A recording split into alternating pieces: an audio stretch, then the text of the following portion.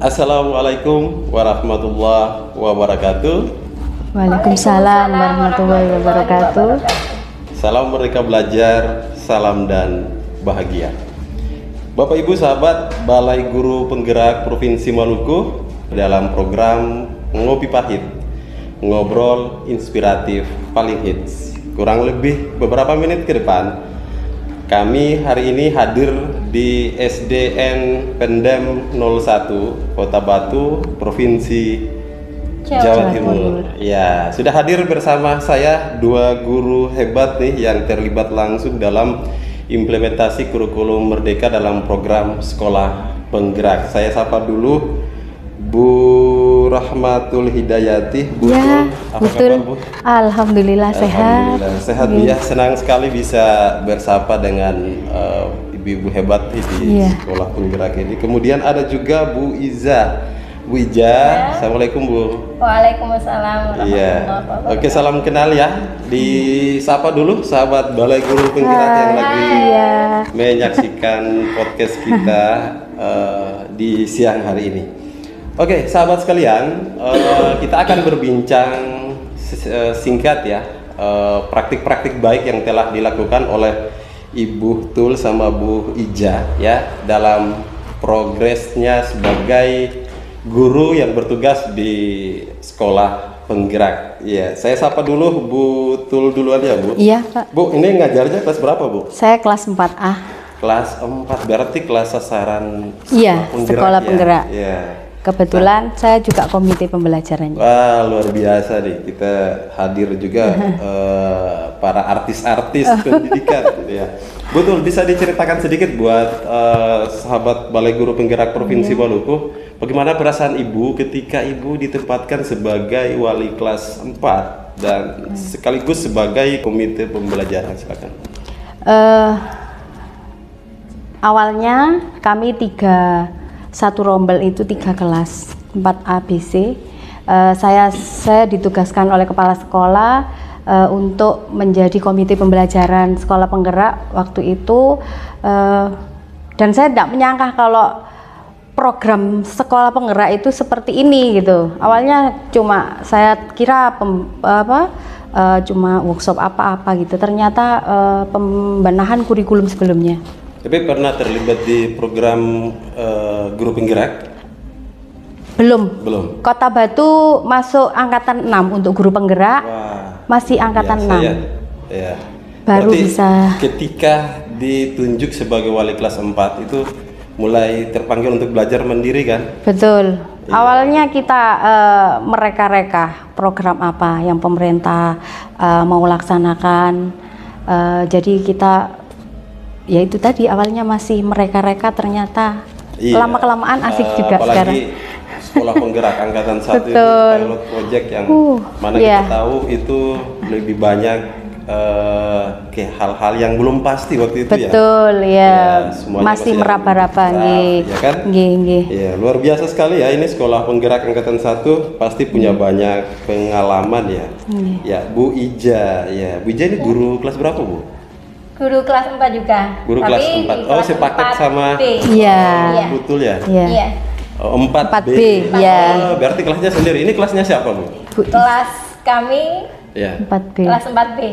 Iya, sahabat kalian bisa dilihat kami ini numpang backgroundnya ya, luar biasa. Ini kami berada di SDN Pendem 01 Kota Batu dan berada di salah satu kelas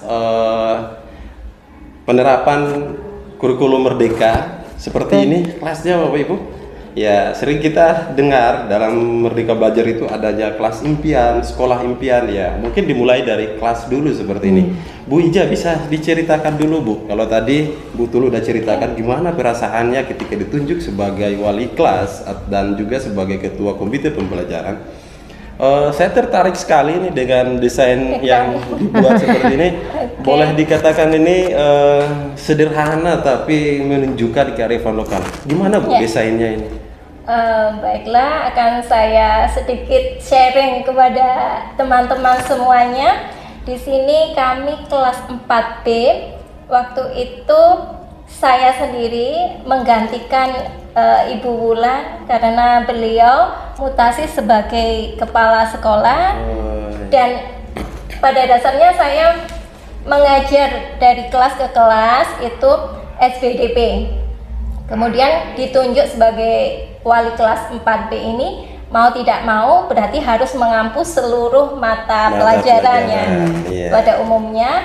Dan bagaimana sih cara menciptakan kelas yang mungkin cozy, eye-catching, kemudian nyaman tentunya buat anak-anak. Tentunya pertama saya harus merombak dulu. Ini dulu asalnya masih sepi, masih temboknya masih dua warna saja, biru muda, biru tua saja. Kemudian bagaimana ya ini supaya nampak indah. Nah, saya punya ide, ada satu tema, yaitu tema kaktus. Apa sih kaktus itu? Kaktus itu ada satu makna per hurufnya. Kreatif, aktif, kemudian inovatif, terus itu nanti masuk ke dalam profil pelajar Pancasila yang saya tempelkan di depan. Oh iya, berarti nama kelasnya bisa seperti itu ya? Iya. Jadi ini satu inovasi juga ya buat sahabat-sahabat sekalian, bahwa tidak selamanya misalnya kita namakan kelas kita kelas 3B, tidak selamanya itu kan jenjang kan? Iya. Bisa sekali lah seperti ini. Kelas apa tadi Bu? Kaktus. Kaktus. Iya. Apa itu kaktus? Kreatif, aktif, inovatif dan sebagainya. Ya, luar biasa ya Bapak Ibu. Bu Tul, kelas 4 ini adalah salah satu kelas atau pilot project kelas sasaran untuk implementasi kurikulum Merdeka. Nah, kita tidak terlepas daripada asesmen awal yang dilaksanakan oleh setiap guru, baik itu di penerapan kurikulum Merdeka ataupun kurikulum lainnya.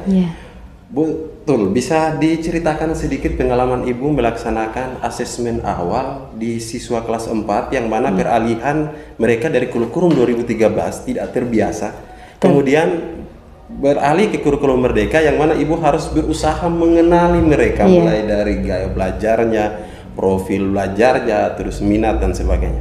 Adakah praktik baik yang bisa dibagikan kepada sahabat-sahabat kita? Silakan Bu Tul. Iya, begini. Untuk awal asesmen awal, kita anak-anak pertama naik ke kelas 4 itu kita gunakan asesmen awal. Senjata kita itu.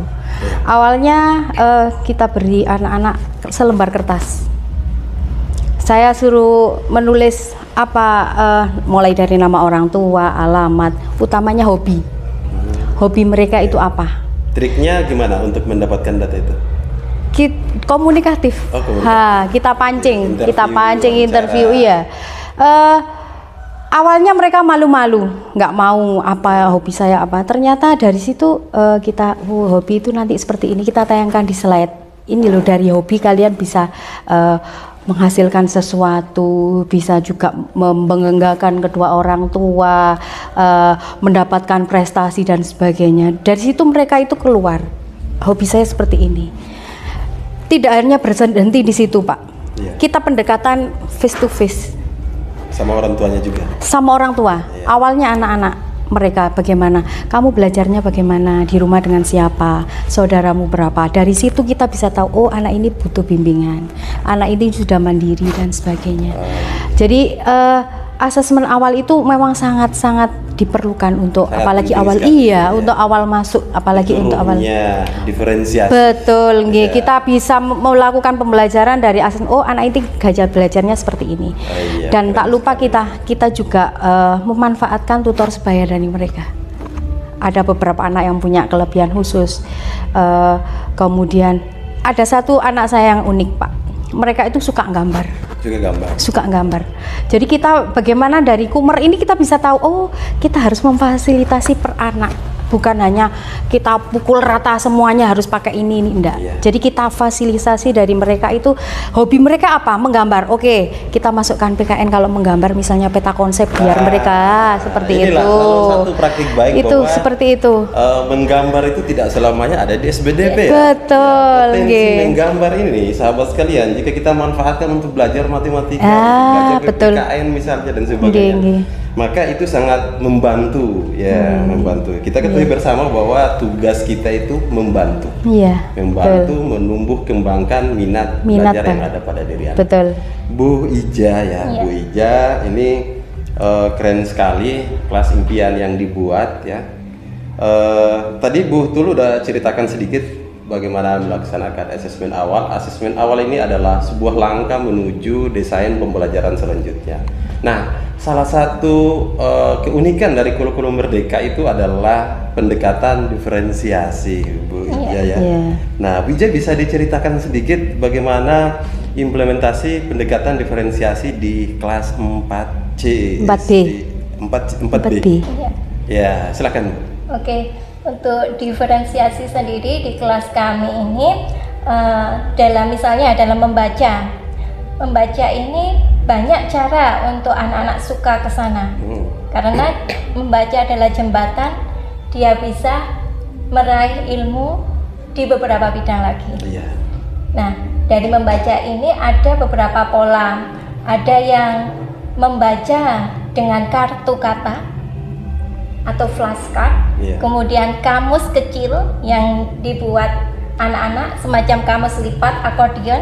Iya. Kalau boleh saya ambil, bisa. Nanti. Oh, boleh, boleh. Iya. Bisa Ini diperlihatkan, ya. lebih keren sekali ya. Iya. Iya, sahabat sekalian, kita tidak salah nih masuk sekolah ya. Kali ini Balai Guru Penggerak Provinsi Maluku bersama fasilitator Sekolah Penggerak Angkatan 1 dan Angkatan 2 kita melaksanakan praktik refleksi dan berbagi praktik baik. Kali ini kita berada di SDN Pandem 01 Kota Batu, Provinsi Jawa Timur. Nah, kita bisa lihat nih, ini langsung ya karyanya ya. Ya. Luar biasa, bisa saya lihat satu. Oh, boleh. Silakan. Monggo. Wah, ini Berbagai macam bentuk. ini untuk semua mapel Bu, Kamus ya? kata. Iya, dari kata-kata sulit yang Ini mereka untuk peroleh. Bahasa Indonesia utamanya Bahasa. anak-anak mencari satu Kata sulit. kata sulit atau beberapa dari suatu bacaan tersebut, kemudian Yang menurut mereka sulit Iya, gitu yang loh. menurut Oh, yang menurut Kan mereka tiap sulit. iya, menurut Iya. mereka arti Kemudian baru, kata baru. menuliskan katanya, kemudian dikasih deskripsinya serta ilustrasi. Ilustrasinya ini mereka bikin sendiri nih. Jadi menurut mereka itu misalnya lebih dekat itu seperti apa sih? Nah, dia menggambarkan. Nah, ini ada siapa yang benda. gambar Bu? Ya, Anak-anak. anak-anak sendiri. Wah, keren ya. Ya. Nah, kamus ini bisa sangat simpel. Kita ambil apa ya, tema akordionnya, bisa buka tutup, tapi praktis sekali ketika dibawa atau dikantongin itu masih bisa.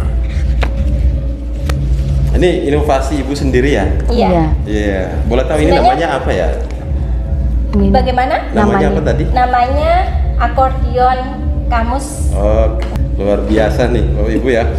Ini satu inovasi yang dibuat oleh Ibu Ija ya, Bapak Ibu, dalam rangka untuk menerapkan pembelajaran diferensiasi. Nah, secara konteks kita bisa lihat murid bebas memilih Bu ya. Bebas. Ya, murid bebas memilih Dan semua mengekspresikan. kartu, ya, dan mengekspresikan bahasanya dari gambar atau dari kata-kata sulit yang disediakan di sini. Betul Kalau tidak salah sekali. gitu ya.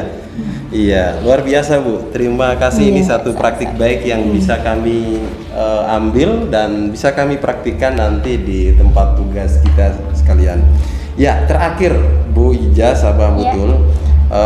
Pesan-pesan buat sahabat-sahabat kita yang lagi menyaksikan bincang-bincang bebas podcast kita yang sederhana ini ya. Apa sih yang bisa Ibu Ija dulu ya, Bu Ija sampaikan pesan-pesan buat sahabat-sahabat kita dalam rangka untuk tetap bergerak, tergerak dan menggerakkan. menggerakkan. Oke. Sahabat-sahabat semua di seluruh Indonesia, tentunya Maluku punya. Ya. Nah, untuk bisa bergerak, kita harus bergerak juga. Baik itu pikiran, tenaga, kemudian kreativitas. Utamanya kreativitas, jangan pantang menyerah. Cari sumber, manapun sumber yang baik. Kemudian seleksi, boleh meniru, dan dikembangkan lagi. Bikin inovasi yang lebih menarik lagi. Itu dari kami. Iya, terima kasih. Kemudian Bu, silakan. Oke, belajar jangan kenal menyerah, lelah. Ya, tidak ada hentinya kita terus belajar. Usia boleh tua, tapi semangat untuk belajar tetap harus. Kita tetap boleh ATM, ambil, tiru, modifikasi. Itu seperti itu. Jangan lupa modifikasi. Modifikasi. Biar enggak kenal hak cipta ya. Betul. Sesuaikan dengan kondisi kita. Iya, oke. Terima kasih Bu Ijah sama Bu Tul sudah Sama-sama, menyediakan waktu buat kami Iya. jauh-jauh dari Maluku. Iya. Ya, demikian yang bisa kami sajikan lewat podcast Ngopi Pahit, ngobrol inspiratif paling hits dengan orang-orang hebat ya hari ini dari SDN Pendem 01 Kota Batu, Provinsi Jawa Timur. Terima kasih sudah mengikuti konten ini sampai selesai. Assalamualaikum warahmatullahi wabarakatuh. Waalaikumsalam. Salam merdeka belajar. Merdeka. Salam dan Salam. bahagia.